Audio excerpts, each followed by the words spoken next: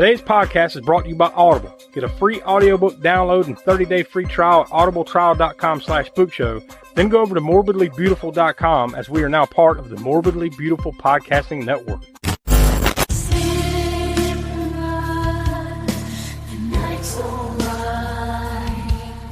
Spookshow, Sucky Summer, giving me a fright. Podcast vampires, talking ghouls and fright. Dracula's lurking in the pale moonlight. Let's circling the graveyard scene, monsters of the night. Ain't knowing between creeping shadows. Lurking in the night, All American Spook Show brings the midnight flight.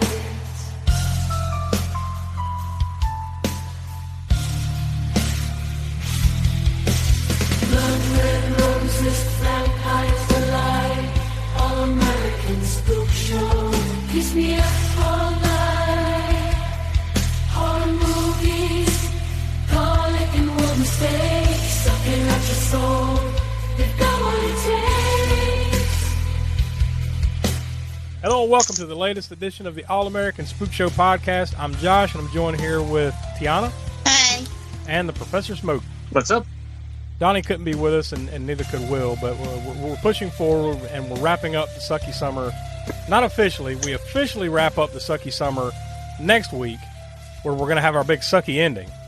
But this is the last movie selection, and it just so happened to be the Professor's turn in the rotation. And you know, if you've listened for a while, you know we do a rotation of older horror and new horror, and with the line being anything older we consider older is 1999 back, and then anything newer is 2000 to today. So with that in mind, Smoke, what did you select for this week? Yeah, well, with my choice being a new movie during the Sucky Summer. Actually, the final title, I believe, right during the Sucky Summer is the last one. Yep, this is it.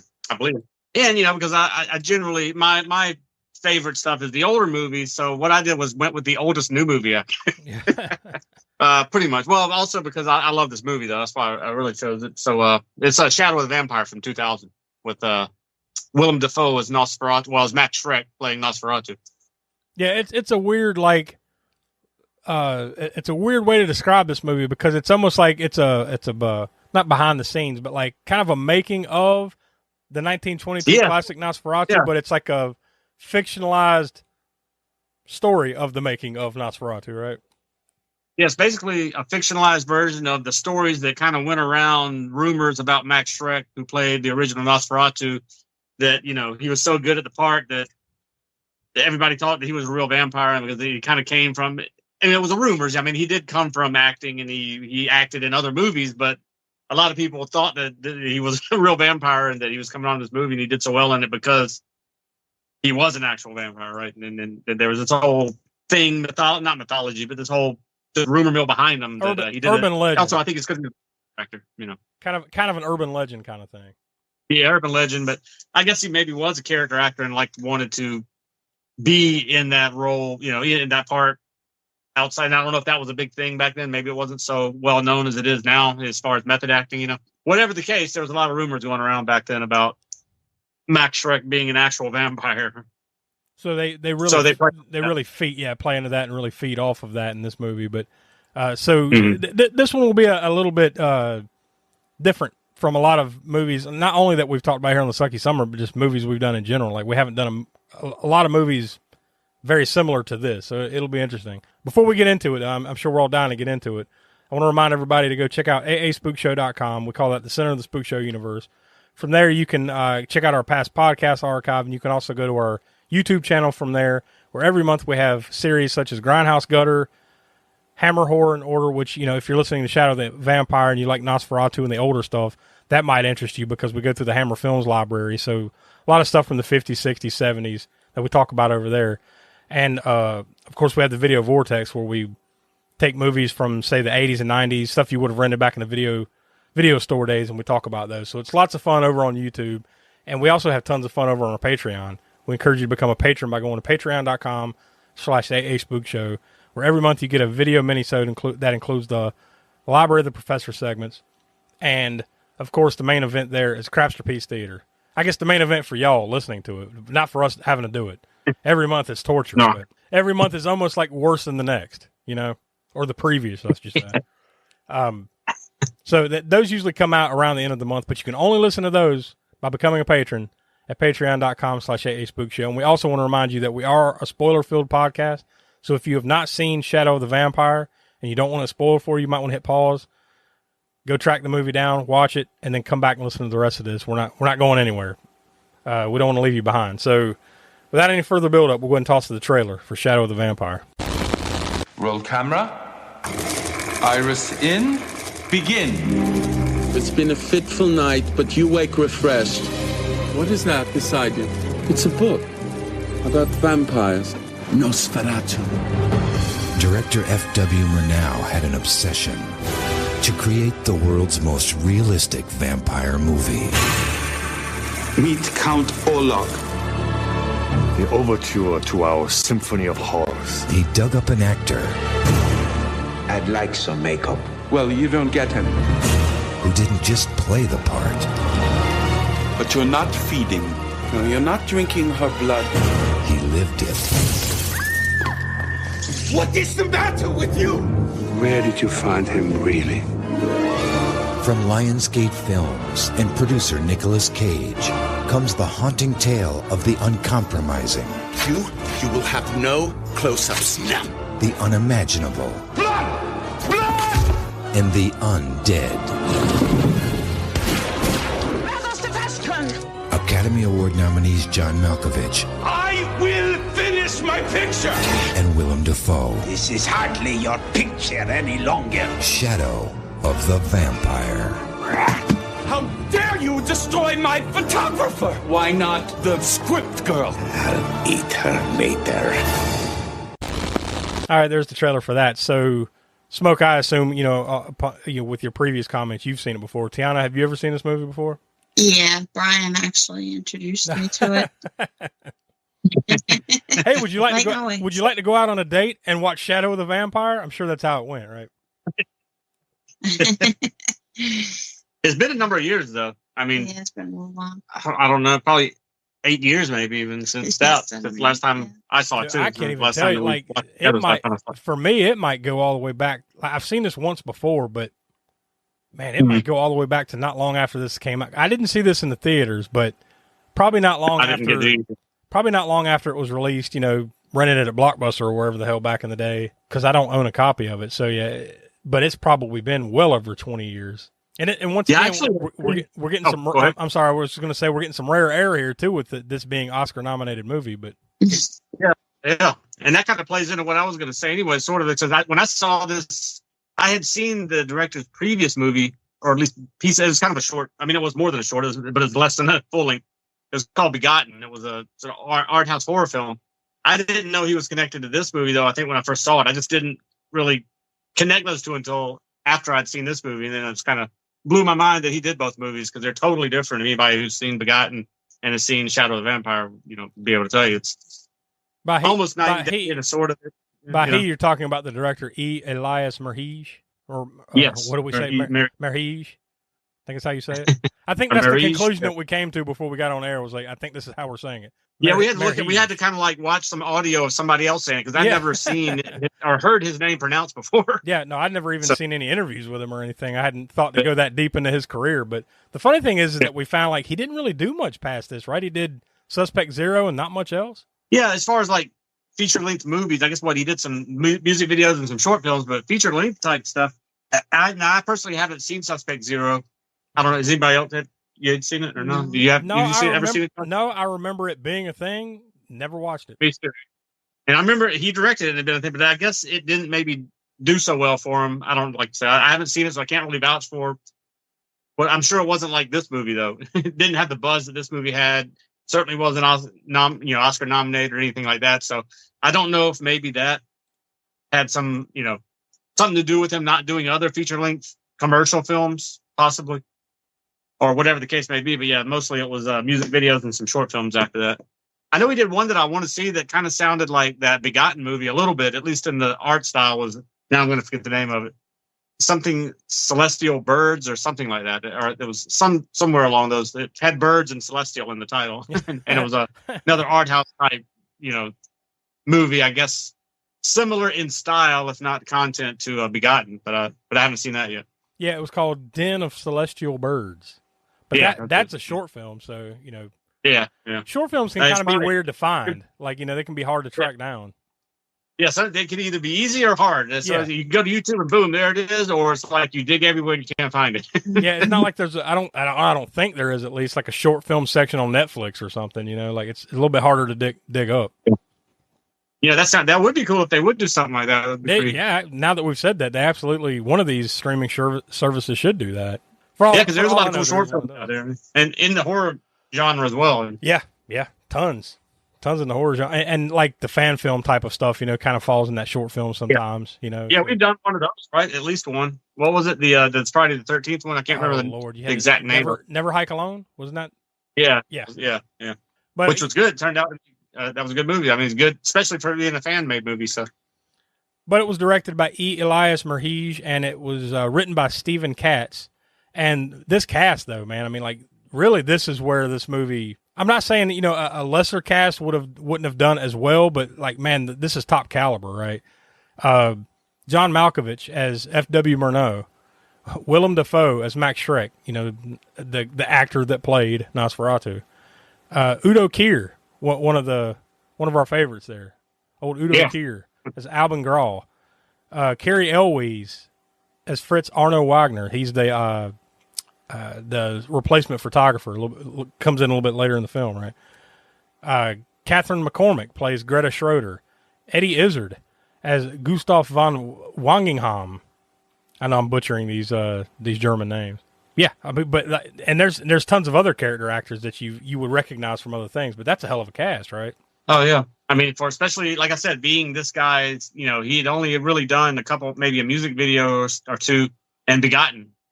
Yeah. So it was kind of blows my mind that he went from that to an Oscar-worthy movie with a ensemble cast.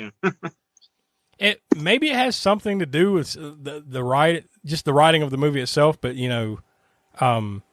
Stephen Katz doing it, I don't know, because he hasn't done much else either. So like, I guess maybe it's just the script itself must have drawn some of this talent together for this. Yeah.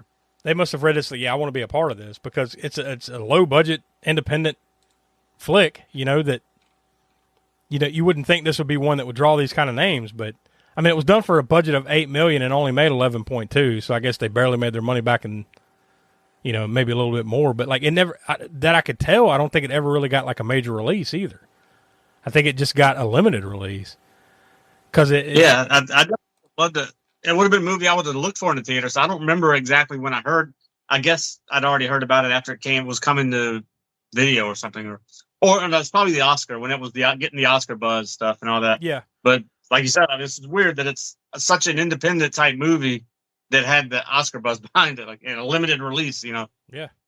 So yeah, just strange. I mean, you don't see that these days, and you'll see, especially they aren't going to really be Oscar nominated too much, but. You see a lot of independent horror movies that do well for themselves, but they usually don't have that type of an ensemble cast either, thrown together for a low budget type horror movie. And it made its debut May 15th of 2000 at the Cannes Film Festival, and it played various other festivals and opened in other countries, but it didn't get a U.S. release until you talked about being an older movie, right? The 2000 thing. It came out December 29th, 2000, limited. So barely made the end of 2000. But then I think it got a wider release by the end of January of 2001, January 26, 2001. And I never saw, how many theaters that it played in, but I don't think it was very many.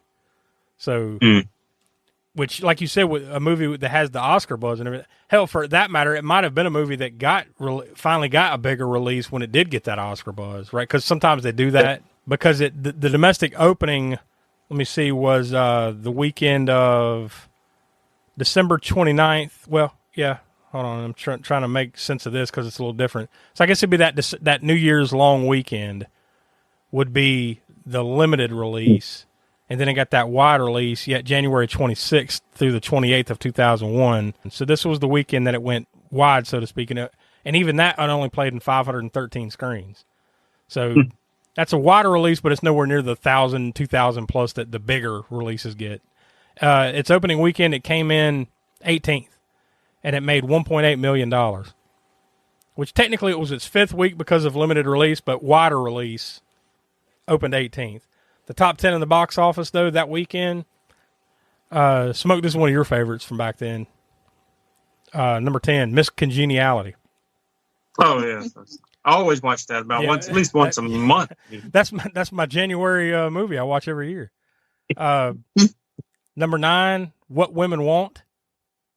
Number 8, and this is hilarious, just the titles of these movies. Miss Congeniality, followed by What Women Want, followed by Snatch. What do women want? This is unfortunate stacking here with these titles. But number 8 was Snatch. Number 7, Finding Forrester. Number 6, Crouching Tiger, Hidden Dragon. So I know what I was going to see at the theater around this time because I remember going to see that. Yeah. Number 5, in its opening weekend, Sugar and Spice. Number 4, Traffic.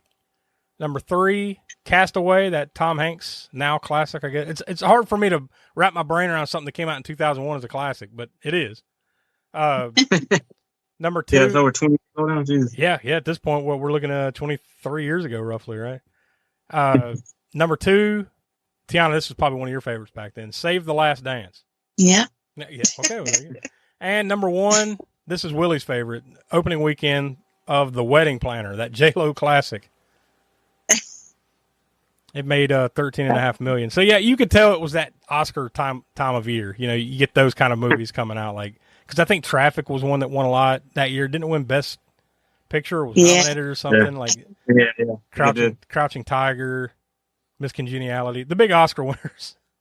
But yeah, this one was like I mentioned earlier. This was nominated for 2 Oscars, including Best Supporting Actor for Willem Dafoe and Best Makeup and Hairstyling. But it didn't win either. I saw that the Jim Carrey How the Grinch Stole Christmas won the best makeup and hairstyling, which I guess you can't argue that one if you've ever seen that one. As silly as the movie is, I mean, it looks great, right? Yeah. Now that is a classic. That's one. Not to get off on a tangent on still the Grinch or Jim Carrey, but I mean that has become like sort of a Christmas classic for me now. Like when it first came out, I thought the makeup was great, but it's like whatever. Over the years though, I've enjoyed that movie more and more each year. Yeah, and it's hard for me. Like when I saw that it beat out this, then I was like, in my mind, I was like, that movie's not that old, is it? I guess that's when you know you're getting old. It's like that can't be that old. Yeah. No, it's that fucking Grinch movie's been around for 24 years. Because we're old enough to know to think that the year 2000 is so far in the future, and now it's 25 years behind us almost. You're right. God Almighty. I'm also old enough to think like when you say the Grinch, I don't think of that movie. I think of the cartoon, right? Like me too. Yeah, that's in my brain, like Grinch, the cartoon, not that one. Although I love that movie. Yeah, I think of the Grinch. It's the cartoon, Boris Karloff and all that, right? Yeah.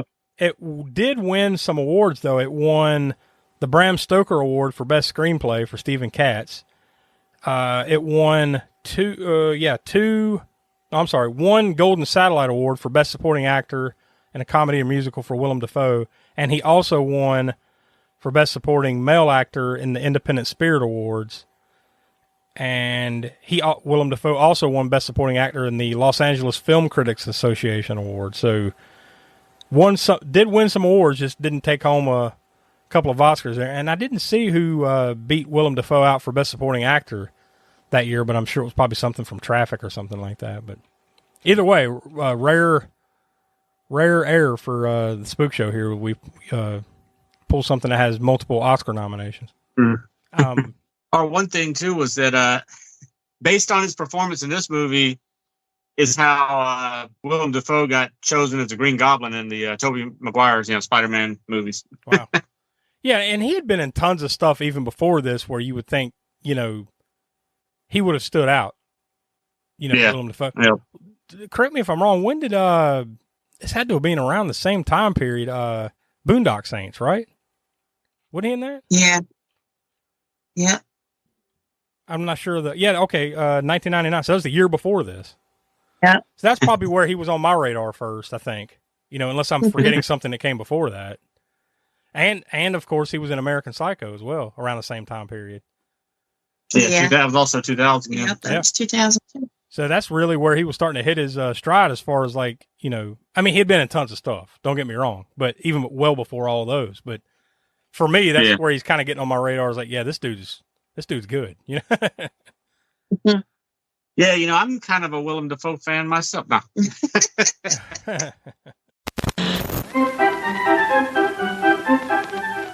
Hurry, step right this way, folks, for the most extravagant array of refreshment goodies ever assembled under one roof. Enjoy breathtaking, taste-tempting candies of finest quality. Enjoy popcorn, exploded into tender, delicious, crispy bites of crunchy goodness. Enjoy the tops in cool, refreshing soft drinks. If you want to enjoy some refreshments, this is your opportunity. There will now be a short intermission.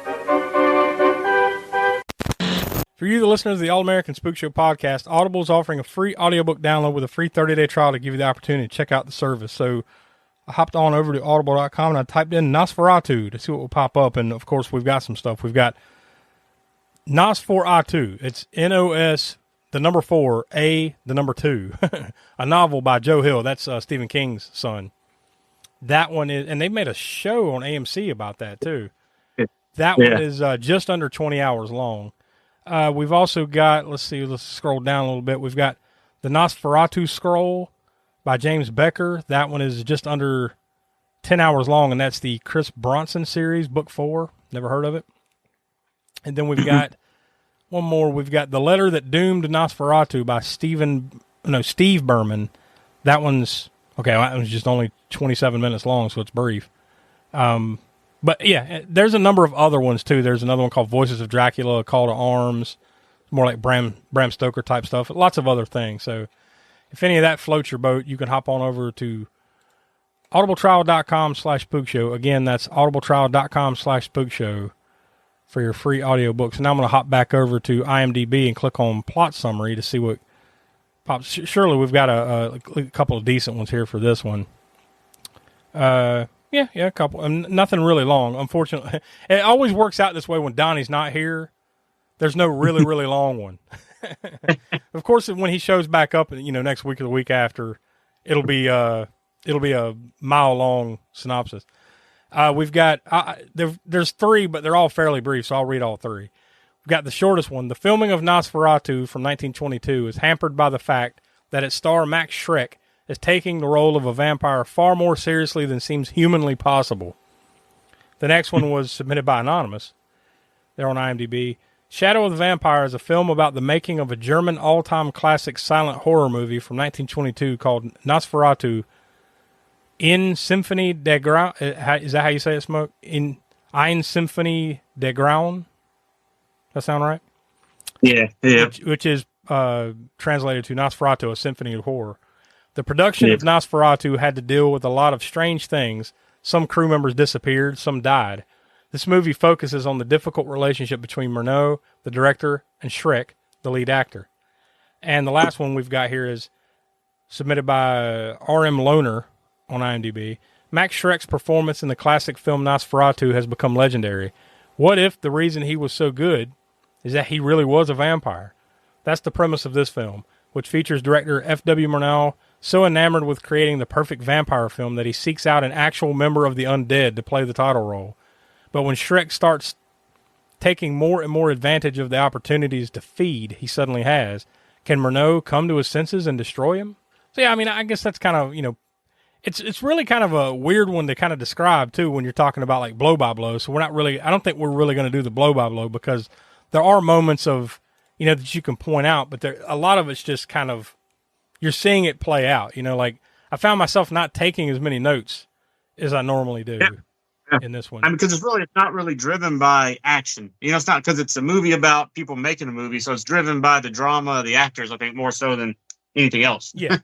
Just the fact that Max Schreck is, seems to be taking this very seriously. And then you slowly but surely throughout the course of the movie come to the conclusion, like, this dude ain't an actor. He's he's really a vampire. But I think the best place to start though is the very beginning of the movie, of course, and that's these credits. Look, they look awesome, right? Oh yeah, these fucking credits are 6 minutes long. Yes, we were talking about that when it was on, and I didn't look up the reasoning for that, but I just guessed that they were super proud of the cool look of the. It was like Art Nouveau because of the era, 1921, like 2021 or whatever, right? So it's like very Art Nouveau looking art, with the credits running over it. So, but yeah, somebody's name would be on the screen for like ever, and like slowly dissolve out, and the next name slowly. So yeah, I just guessed that they had all these art cards that somebody created, and they really liked them, and they are really cool. But it does make the credits go on. I was fine with it because they are cool. But if you're watching this movie in close, if you're watching it not back to back, you wouldn't really watch it back to back. But if you were watching it again, for whatever reason, you just go past that, right? Yeah. But I enjoyed watching it. It's been 8 years, so those things looked cool. The music score was great, but it was about halfway through. I'm like, God damn, how long are these credits? It also reminds me of something that I don't know if you've seen it yet. We talked about this, and we need to do it on the show. But Cannibal the Musical, Trey Parker, Matt Stone, their first movie. I've never seen it. I know about it, but I've never seen it. The credits to that were the same thing. It was watercolor paintings of certain events and characters that show up in the movie.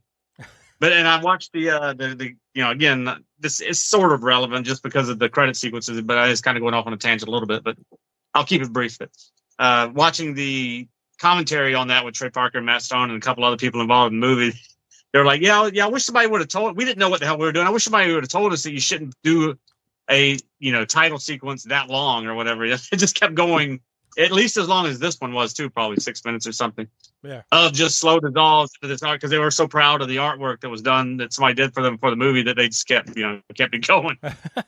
But we've mentioned a little bit here throughout, but like I really love the silent film look. When it would kind of go into the, all right, now they're filming it, and then they'd close the iris in and the look, man. I mean, they really just nailed that grainy old silent film look, right? Yeah. Yeah, and the makeup. I mean, people, you don't really think about it now because people don't generally think about silent films at all anymore. But I mean, they caked on the makeup because of the lighting and everything and whatever it needed to do. So, and also a lot of lighting. Yeah, they had to flood the area with light or do this whatever to get the shot to look right. I love the look of them going from the actual them shooting the movie in what you would call just the normal whatever, not inside the movie world, but just before you get there. And they push in, like you said, with the iris on camera, pushes in or whatever. And then as they're doing that, then it's like morphing into the black and white, image that you would see through the camera lens or whatever. It's a cool effect. Every time they would shoot a scene in the movie of them shooting a scene in the movie, it would do that effect. Yeah, I saw a little note here that I had earmarked that this was actually on the Wikipedia page for Shadow of the Vampire. So you can see I did some deep research. But it says to create the aesthetic of old film, the cinematographer Lou Bogue shot much of the film with Kodak Vision 800T film stock, which is a high-speed specialty stock with very coarse grain. And he shot it in Super 35mm format, which further enhanced the effect when cropped and enlarged to anamorphic. So they went the extra mile here. This wasn't like a done-in-post type of thing, with editing software. Yeah. Like, that's the way he shot it. And I think it shows because it really looks great. Yeah, it does. And there's another movie that doesn't have the money that this movie had. Not that this movie had a shit ton of money, but only because it recently came up because I was watching a thing on it again. Was The Call of Cthulhu, H.P. Lovecraft story from 1926, where they did a modern, I forget, 2008 maybe.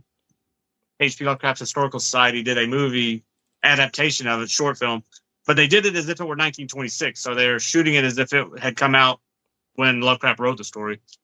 And again, it's a lot of stuff that has to go together to make it get that look. Now, this one didn't have the money. He didn't shoot it on that style, like you said, that cinematographer did with Super 35mm and all that. They probably did do things post and all that, but there's a lot that goes into trying to make a movie look like a silent film from the 1920s. Yeah, I mean, you might think it.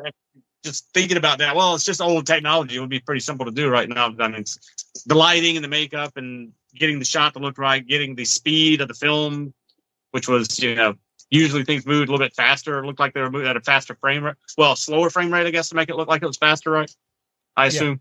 That was one thing. Remember, we were talking about it offline before we came on. Like, some of this, I almost want to look kind of to me like they either use some stuff from Nosferatu or another movie in this, because some of it looked like, it's obviously they reproduced it, because there you've got like Eddie Izzard's character and, Max, Willem Dafoe. You can see the actors and everything, so that's reproduced.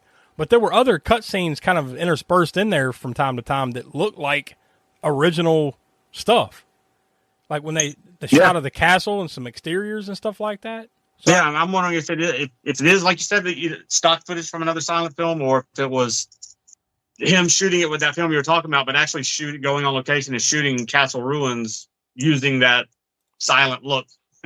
Yeah, I don't even know how to. I mean, I guess you could have researched that or whatever, but I don't even know how to research that aspect of it. I didn't see it pop up in any of the things I was looking at as far as I don't those. know. Like, I didn't watch this on DVD. Was there did you happen to look if there were like any say featurettes or behind the scenes stuff on that or anything?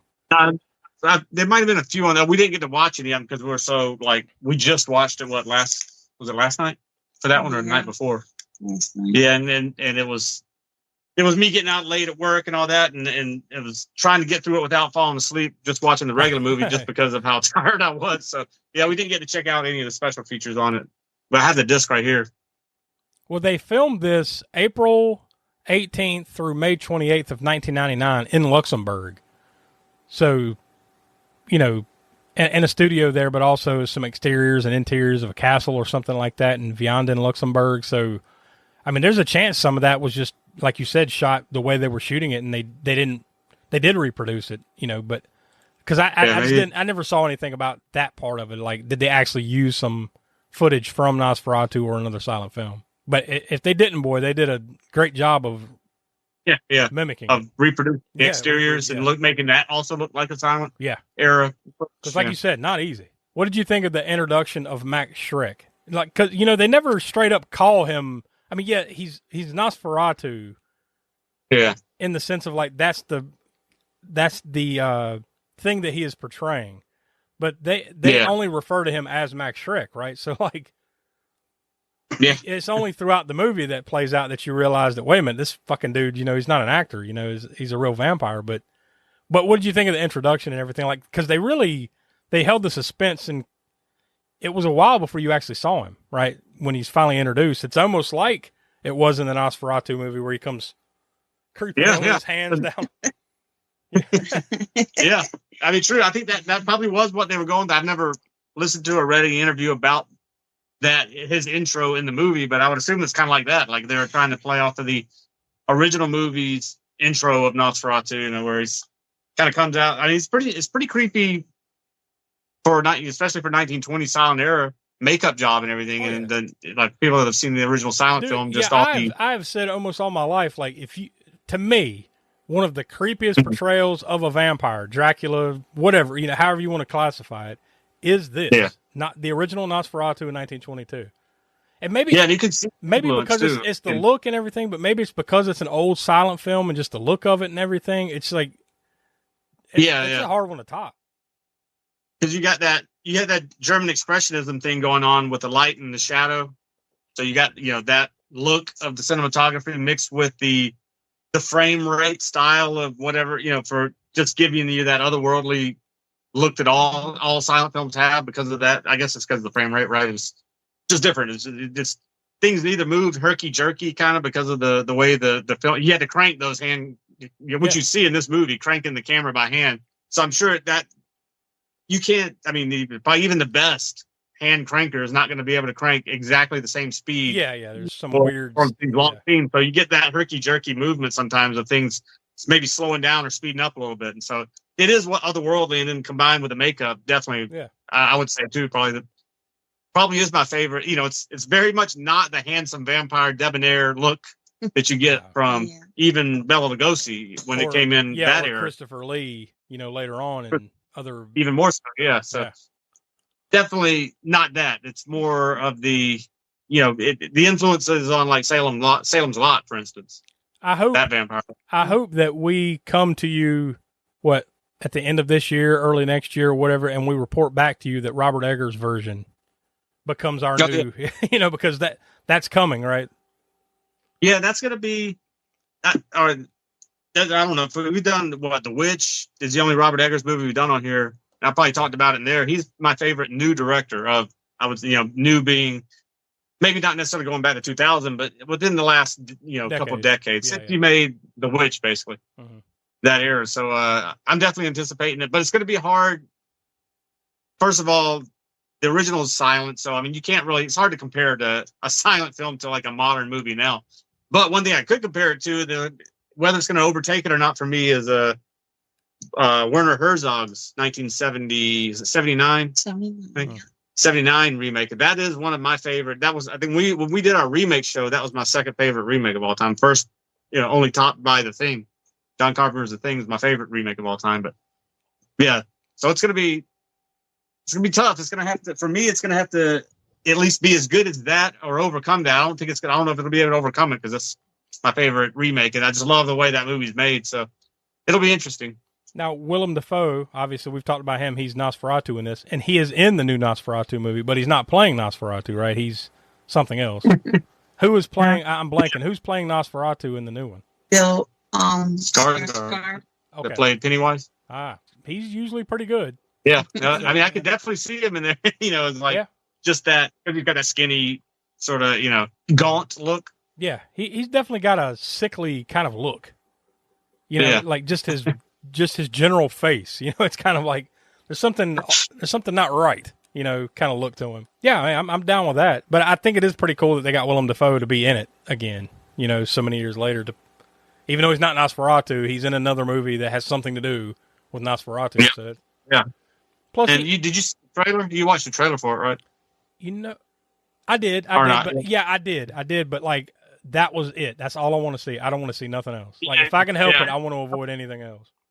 I hope Robert Eggers knows that that's the people don't want to see too much in these trailers these days. So hopefully he doesn't make another one that shows a bunch of stuff in it. Because that's good enough. Or make another one that's like equally as abstract, Yeah, but that's trailer. It makes you want to see it for sure, even though it doesn't give anything away. That's good. I think that's what a good trailer should do. It shouldn't give away much, but it should be like a commercial for. Yeah. It pulls you in, it makes you want to see it, but it doesn't show you so much that even later on, once I see it, I can look back and say, well, shit, they gave away the end of the movie right there. Like, there's tons of movies that I've seen, even after the fact, that you look at it, you're like, well, fuck, there's, there's the climactic scene, there's the ending, there's this, that, and especially when they release multiple versions of trailers. Like, I'm cool with just one. Just leave it at one. Yeah. Good. It's when you do the second and third trailers. Do it the most, but don't show a whole lot of other stuff in that second one. If you're going to maybe just dice it up the first one a little bit more to make it, adds a little bit of cues from the music soundtrack or whatever. But yeah, I hate it when they do 4 or 5 different trailers and every trailer has fresh scenes like all the way through a 2-3 minute trailer, Yeah. Which it's cool to see. At one level, it's cool to see new footage, but then it gets to the point where you're seeing too much now. I don't want to see no more because I want to see the movie. So, and this has been your trailer minute here this week on the Spook Show. Yeah. A prime example of a new one, Maxine, for instance. Yeah. I was so stoked to see Maxine because of the trailer based on, and I'm not saying that I didn't like it, but it was a slight disappointment compared to what I built it up in my mind, based on what I wanted it to be, and what I thought the trailer confirmed it was going to be to me. And then it didn't quite live up to that. So that's kind of one of your cases where the trailer doesn't necessarily show you too much, but maybe the trailer is more well done than I stopped short of saying more well done than the movie, because I don't want to say that, but you get what I'm saying. Like, it builds up an anticipation you probably shouldn't have had. The trailer was it was too well done, Yeah, I think so. And it tied in some things where I thought that some things were going to happen that didn't. Like, for instance, I thought again, here we go, I've gone on a tangent on like another movie besides the one we're here for, but but the serial killer, Night Stalker. Night Stalker, yeah. They bring that into the trailer, and of course it's in the movie, but I thought that there was maybe a little bit of that more entwined in the movie than what it ended up being. He was just the It was just happened to be going on at the same time, and he got a couple of mentions, and that was it. You know, I thought that he was going to play a bigger part in the movie as a character to some degree. You know, reminds me. And other Once again, another tangent thing, but wasn't there a recent season of American Horror Story that was essentially the Night Stalker season? Or was it? I haven't kept up with American Horror Story in a few seasons now. It was within the last 5 years. But I haven't watched it. Yeah, there's essentially like a whole season that basically turns into a Night Stalker season. So maybe there was like, that wasn't that long ago. Maybe they just wanted to kind of involve it because it was something that was going on in the time period they were talking about, but not make it about that, And speaking of that too, and this may be a little bit of a tangent, but at least it's still related to Nosferatu to a certain degree. But Robert Eggers was going to do Nosferatu a while back, and then he decided not to, and he went with the Northman anyways. And then he came back to Nosferatu, and I don't know why. I assumed it was because of that. We mentioned on Audible, the number 4 Nosferatu, the Joe Hill book / series came out around the time that he announced he was going to do a Nosferatu. So I'm wondering if he pulled back because it's already, why have this other Nosferatu thing out around the same time? So. Yeah, maybe. Del Toro too. Del Toro. Oh yeah, there was another Nosferatu. Yeah, I don't know if that ever came to fruition. I don't think, but I think now he's doing Frankenstein. I think. So yeah, there's probably too much Nosferatu going around that he didn't like. Oh, screw it, I'll just come back to it. I'll do the Northman and push Nosferatu back. And I think Del Toro will do a great job with Nosferatu, but like I think something like Frankenstein or something on that scientific kind of weirdness side of things maybe plays better to his style. I think they should give him that movie that he wanted to do, which I was so pissed whenever that fell through. But it was H.P. Lovecraft's my favorite, horror writer or whatever. And he was supposed to do At the Mountains of Madness. Remember that? Some years back. I mean, this is back in 2010, 11, 12, 13, somewhere in there. And there was all kind of announcements and this, that, and the other thing was going. The script was getting going or whatever. And then I guess funding got pulled because I guess people didn't think that Lovecraft would be a big enough draw for all the money that would have to be sunk into it, Oh, man. To make it what it was supposed to be, what he wanted it to be, production-wise. If he's doing a fairly faithful adaptation of some Lovecraft stuff, he would be a great choice to do it. Yeah, he did some on Cabinet of Curiosities. He did the ghoul, the one with the cemetery ghouls. I don't know if you saw all of that, right, Josh? Not all of those, but I remember watching the first few episodes, and wasn't there one, like the first one or two, I want to say was something Lovecraft. Yeah. There's at least 2, if not 3, Lovecraft adaptations in there, right? Yeah. I know for sure the Ghoul was one. Did he do a Dreams in the Witch House?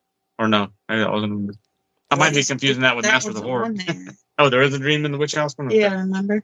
Oh, yeah, so yeah, he definitely does good Lovecraft. If there's anybody going today, you would want to do Lovecraft type stuff. Del Toro is one of the guys you'd want doing it. Yeah. It's clearly a heavy influence on his career. Gordon. Everybody loves Reanimator here. It's not a slight on Gordon, but I think that Del Toro can pull that vibe of Lovecraft. That get you in the mindset for the people that read Lovecraft stories, he kind of puts you in that world more so than say Stuart Gordon's From Beyond Reanimator. I love those movies. Yeah, they aren't very Lovecraftian. It's like 80s Lovecraftian. If that makes any sense. It's like Lovecraft, updated to the 80s with a lot of sex and nudity. Which Lovecraft didn't have zero of that. And, we're talking about 1920s and 30s. Anyways, back to this movie. Big tangent there, but I think it was a good path to go down. What did you think of when Shrek? So you're kind of on the fence most of the movie whether this dude's actual vampire or not. Then all of a sudden he's sitting there talking to Alban Grau and I think the writer. I can't think of his name. He's sitting there talking to them, and all of a sudden a bat flies by and he snatches it out of the air and eats it. Yeah. While he was sharing liquor with them. Yeah. So I think at that point you're like, all right, if you have any doubts, I think this dude's probably a vampire. Yeah. Or he's really into it, one or the other. And then how the first camera guy was just all of a sudden got real ill whenever he was that around. Was my question. What exactly happened to him? Like he bit him, of course, or something. Yeah. Right? Oh no. Did it? Or when the lights went out, when the power thing went out. Remember there was a scene before that though, where like they had all kind of arrived at the place, and then like Eddie Izzard's character comes into the room. I think it was him, and he's I'm sorry, and the dude's just standing in the corner shivering. And then he just kind of, that's weird, and then walks away. And then fast forward later when the lights go out, and all of a sudden Nosferatu's just on him. So Yeah. Wasn't that the first scene? Wasn't that the first scene where he was introduced? When Eddie Izzard's scene or whatever, when he was like, okay, follow him into the shadows, follow him into the thing. Yeah, but you didn't really see him that well. Yeah. You saw him kind of lurking about. He's he's there, but like, I don't think you had fully seen him quite yet at that point. But I think I've come to another conclusion too. Over on what was that? Was it? Oh God, it was Grindhouse Gutter. Oh, shit, the one that we just did with Udo Kier in it. What was it? The vampire. Oh, Blood for Dracula? Blood for Dracula. Okay. So he's in that. Go check out that episode on our YouTube. Grindhouse Gutter. Yeah. Blood for Dracula, Udo Kier. Now, come back to this. Now I've come to a conclusion that I think Udo Kier just can't say the word vampire. Vampire? No, he says vampire. Vampire. Which he's, I guess in his, the German pronunciation, I guess he's doing it right. But, like, I think other people in this movie say vampire without saying without with a W, German. Yeah. I just think he just can't say it. I think he just can't put the V on there. When he's trying to say virgins, for instance. Yeah, virgins. The blood of these virgins is killing me. Yeah, I get the accent thing, but like now I've just come to the conclusion. I don't think Udo Kier is capable of the V, the letter V. I just don't think he can use it. But there was definitely a little bit of that Blood for Dracula here with him. I just, maybe it's just from just seeing that and now watching this, I could see a little bit of that here. I know he's playing a different role. He's not playing a vampire or whatever, but maybe that's just him. That's just the way he is. But if you had any doubts about whether he's Max Schreck's a vampire, when you finally get to that, basically kind of toward the end here, the final scene, when Greta's laying in the bed and she looks over and you can't see his reflection in the mirror. Yeah. Okay, well, he's definitely a vampire. Now, what exactly was Murnau's deal with Schreck? Like, he essentially just wanted her? Yeah. So that's how he got him to do this, was like, look, after we're done, you can have her. Right? It's basically.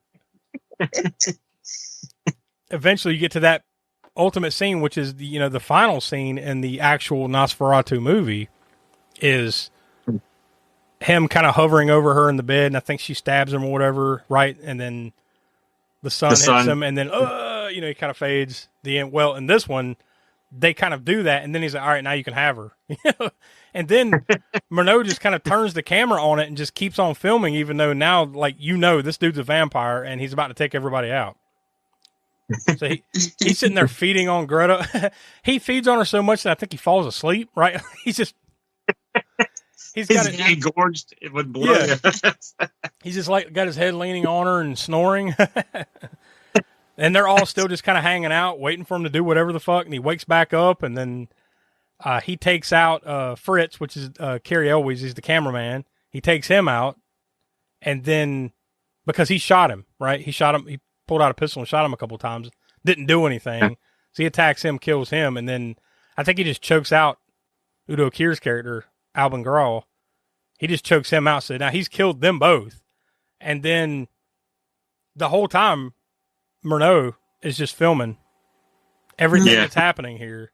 And then I guess the writer and, a few other guys finally show up, and they open that door up where the sunlight comes into the room, and that takes him out. That was a cool, like, reverse negative kind of look, too.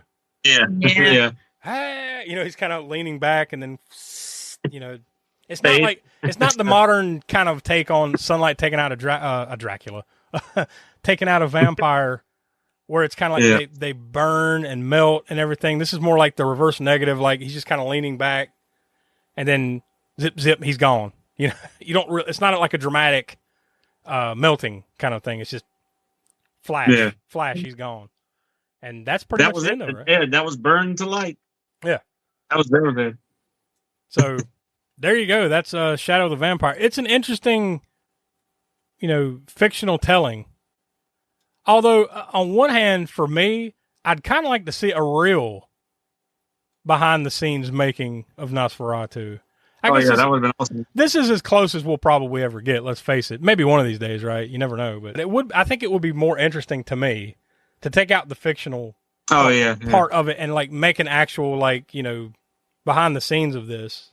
But that's me. I'm more of a history kind of guy anyway. So, but it's really well done and it's a good flick. So, Smug, I think it's a good choice. So, since you brought it to the table, we'll let you go first. What's your rating on it and your final thoughts? Like I said, I enjoyed this one. It's been a while since we had watched it before. This 8 years or so. I'd probably seen it about maybe three. Maybe this was the fourth time I'd seen it. 3 or 4 times now. Yeah, I still enjoyed it watching it this time around, and it's an ensemble cast. I mean, the actors actually are what make this. If you didn't have all these actors in here, the storyline would still be interesting and everything, but it wouldn't be the same movie for sure.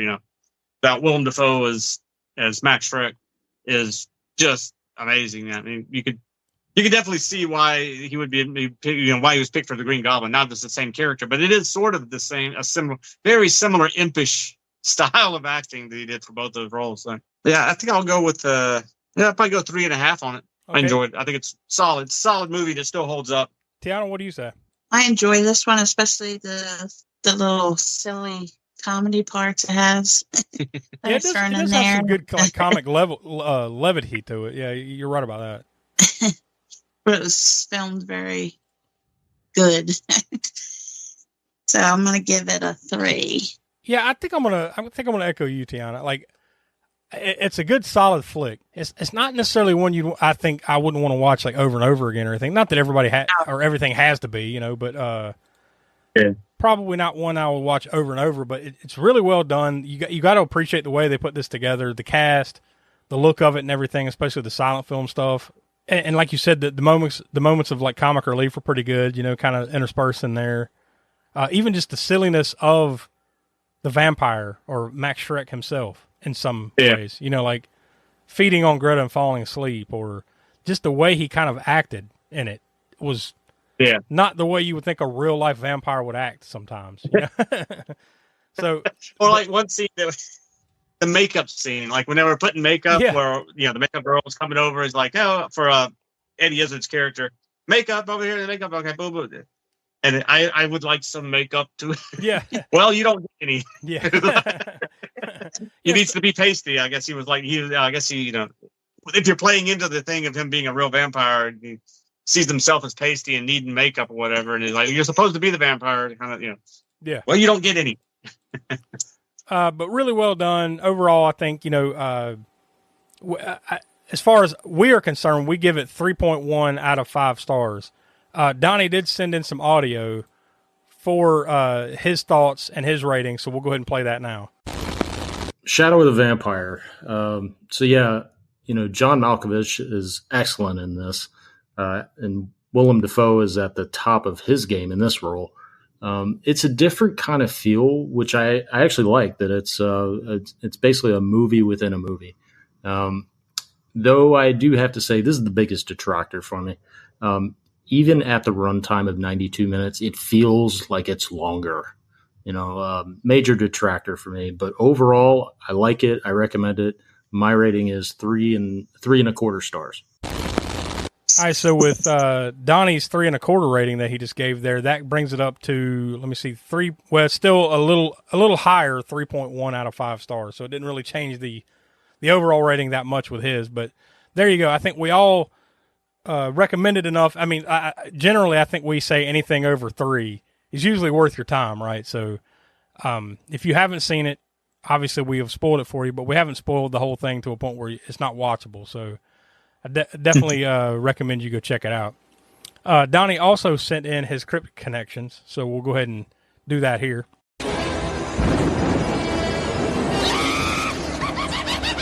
Connections from the crypts. With Crypt Connections, we connect the current movie episode by any cast or crew connections to past Spookshow episodes. So for Shadow of the Vampire, on the cast side, we have Udo Kier, and I believe he played Albin. I guess it's pronounced. but he dates back to when the Spook Show first started, and we covered Will's favorite movie, Suspiria, and like episode 3 or something like that. And so he was in Suspiria. He was also in Tiana's favorite, Barbed Wire. I don't know if you guys remember that, but I don't remember it because I won the poll and I didn't have to be there. So that was the Crapsterpiece Theater episode. But so that's the cast side. On the crew side, kind of a surprising, which I think you guys may have discussed.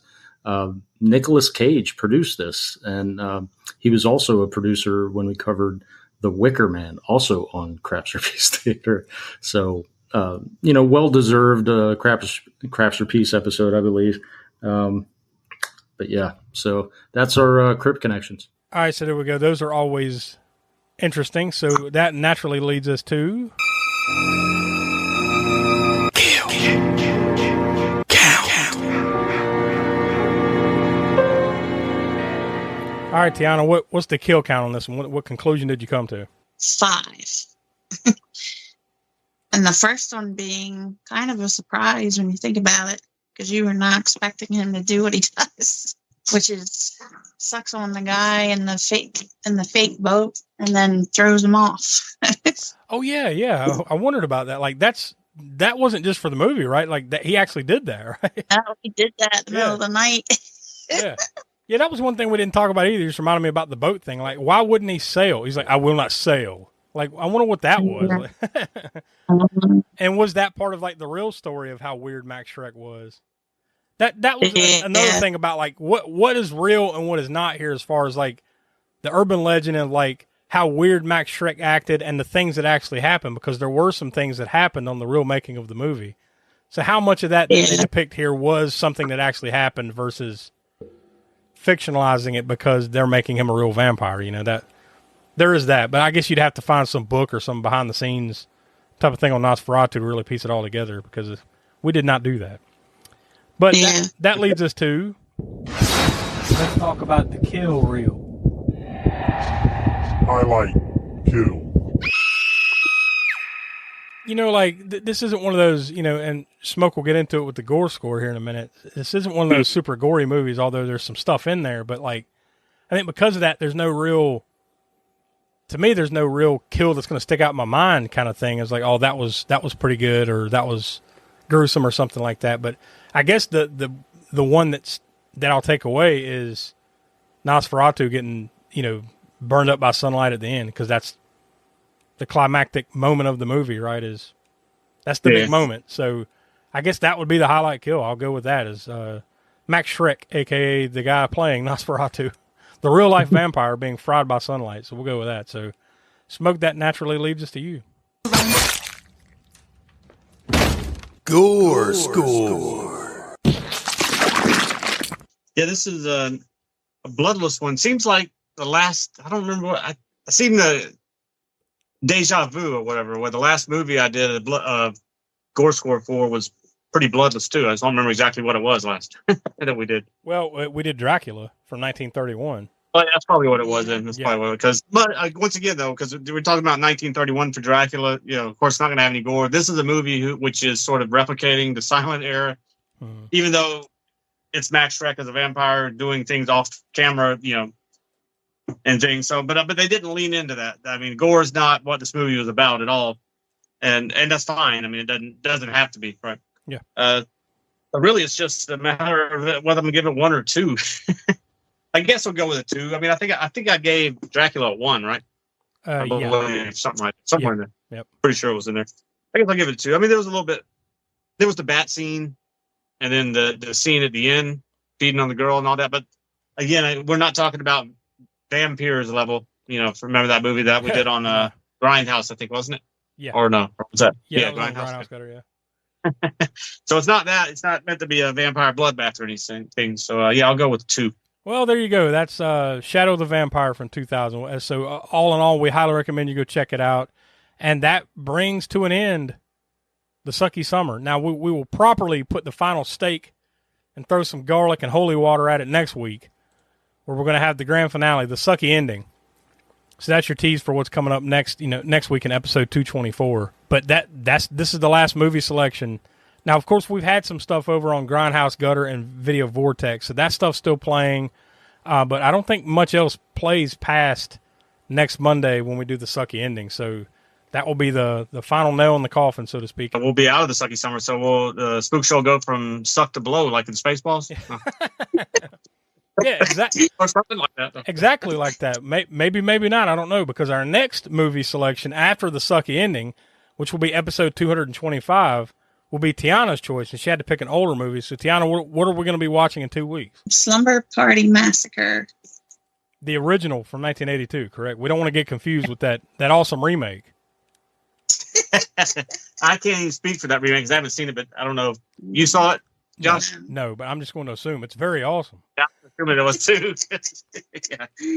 Definitely not that one, though. Yeah. Hey, who knows? Sometimes we have been surprised, right? There's a chance. Maybe it's good. Who knows? But that's not what we're watching. We're watching the original. Yeah, somewhere down the road, maybe we'll have to do it.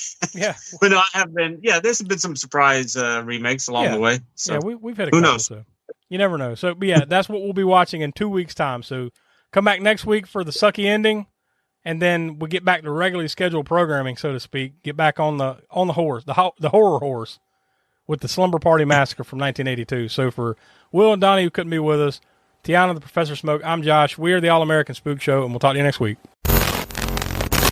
Please replace the speaker on its rack when you're ready to leave. Failure to do so will damage both the speaker and your car. We'll be grateful, and so will the patrons who follow you.